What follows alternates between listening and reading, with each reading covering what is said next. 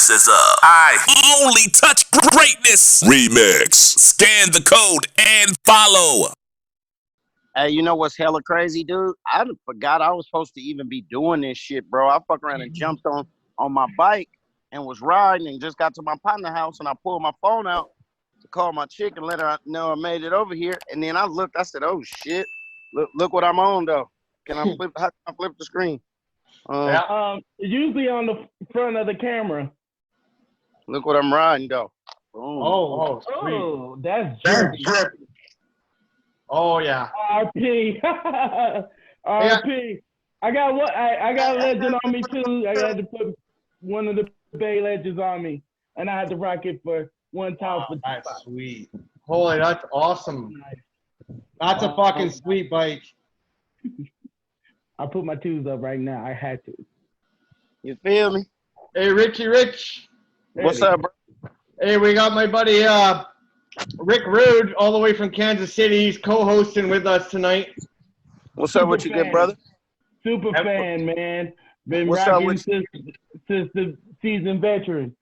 Oh, that's what time it is. Did you go get that grow room? Yes, sir. And that was one of my questions, man. Yo, you got a good one. You got a good one with Burner, Snoop, the higher. Oh my gosh, man. Yo, it's nuts. You know what's crazy? I hadn't even been making no music, bro. And people keep asking me, like, man, why you quit making music? Why you quit making music? Double, you're not gonna drop nothing. You just gonna make us listen to all this bullshit. So I was like, all right, man. So I went in the studio with the mechanics, and we came up with the grow room. You feel me? There you are. Hey, we got you now. You can see me? Oh yeah, hold on. Oh yeah, we love it. Loving the Warriors. Right. Turn my foot on the bike. Oh. That shit ain't here. It's cool right here. It's standing up right there. Yeah, well, while we had you there, we lost you for a second or two, but we were saying that bike is amazing. I've never seen a bike like that in my life. That's the nicest bike I've ever seen. Yeah. Thanks. I had to do it for the nicest MC you ever heard. You feel me? Oh yeah, one of the greatest. Tupac niggas know it. Yep. That was my partner, man. I don't know if y'all checked out any of the Vlad interviews that he been popping up, but I've been a lot of feedback from the Vlad interviews. A lot of people like, damn, you seem like you was like Pac's real homeboy. I was like, duh. Yeah. No, I definitely checked out. Me and Rich Rude out there in Kansas City checked out both of those interviews just recently. Yeah. Some of my questions stem from that interview, so it's all good, man. We all good. You grew up in Oakland back in the 70s and 80s. What was that like growing up? Oh man, Oakland was a beautiful thing, man. I grew up in Oakland in the early 80s. I tell people all the time that I'm a hip square. You know what I mean? I just got off into the streets real heavy. And but I'm from the great neighborhood. I'm from up the hill, from where everything happened. But I used to go down the hill and get into the stuff, you know? Can I cuss on here or is this you can cuss. I say beeping shit out. I was like, damn.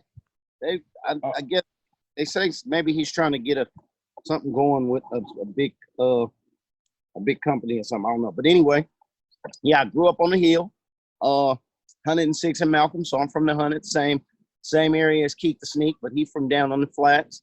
Like I said, down in the flatlands and hang and fool with all my homies who was from the flats. And that's kind of where my street edge came from. Man, I went to King Estates Junior High, and that's kind of where I started seeing all the Oakland flavor was in the flatlands. The OGs riding the Falcons and the Cougars and Mustangs. That was all shit that happened down in the flatland of East Oakland, you know? Okay, this one. Did you work any real jobs? Vlad asked you the same question. Yeah. I think I might have told Vlad I worked at McDonald's. I don't know if he put that in the interview. I had hella real jobs. My first job ever in life was at McDonald's. I was 16. I worked at Levelor Blinds before. I worked at Skaggs Alpha Beta. I was a bad boy at Skaggs Alpha Beta. I love that job, but I got fired because I was out there fucking around in the parking lot picking up carts. And they used to tell us only get 6 to 7 carts at a time. And I had a cart line. That motherfucker had to be 30 carts, maybe 20 fucking carts. And I'm pushing them, trying to turn, and I'm whipping them, and they straight. So I'm pushing toward the store, and half of the train just separated. And then motherfuckers went and hit a Mercedes. Bow! I was like, oh shit. So I just let the carts go, went back in the store, kept bagging up groceries. Somebody saw me, man, and they came in there and told on me. So they let me go. But yeah, I done had hella jobs, man. I worked at UPS for a quick second. Jobs is what turned me into the hustler I am, because I was like, shit, this is how it's gonna be. If I ever get a shot at making some money another way, I'm gonna do it. You feel me? It was go mode. Definitely, you were definitely heavy in the streets back in the day. I learned most of this stuff from that interview. Like, right. Yeah, we learned a lot on the interview, man, especially about Pac and Suge, and basically about the time over there with when at the shooting too. Like, I know it was like a lot of people was like you said, like nobody wouldn't have believed it. Hell, even Biggie didn't even believe it. Like Pac shot again, you know what I'm saying? So tell me a little bit, and another one with Pac too. You had like was in the iconic interview that him with the leather jacket, and you know him just going splurge. Like how was that? You know, just that feeling with Pac doing them interviews. Like I know that had to been like a wonderful experience. We did that interview with some of my homeboys from Black Watch TV. I get a lot of people who talk about that interview. So I'm older than Pac. So I was his OG. But in that interview, dude, I was so high, my nigga. We had been smoking all morning. We had got up and started smoking kind of early. And I was blowing before I did an interview. So when I got there, Pac was like, where the weed at? So I gave him some weed and he was rolling up. So that's why he had high energy and was talking all the shit. And I kind of just up there like this. I was stuck. Stuck. I've seen a lot of like stuck. Was he like a smoker? Like was he like a smoke champ? Because I seen like even Snoop looked like he was dazed one time. No, Pac just had a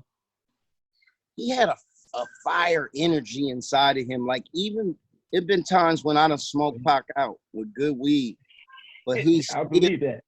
But he still be amped up and charged up. You know what I mean? Like me. Right. I'm laid back. If you listen to my music, my style is laid back. My whole always. Like laid back. Pac was more hyphy. You know what I mean? So in that interview, it would appear that I was damn near asleep and he was talking hella shit, which he was. And we had ordered some pizza and he was hogging the pizza and shit. And like slice of the pizza, he was so into the interview, he wasn't listening to none of the shit that I was saying. He was in the zone. Yeah, so I kind of just turned into the ad lib, you know. Right. I just ad-lib and shit, you know, because there's a point where he was like something about role models. I was like, shit, I'm a role model. I'm blunted like a motherfucker. I'm a role model. President Bill Clinton said, because if you give me something, I'm a roll. You know, right. Lit, bro. I was lit. I remember that interview very candidly, and I remember being very high, you know? That's definitely, I was trying to save that question for later, but because I was going to say, I had the question, how high were you in that thing where you looked over and said that? Well, see, I was drinking Hennessy in the early day that day, and that's really what had me slumped over like that.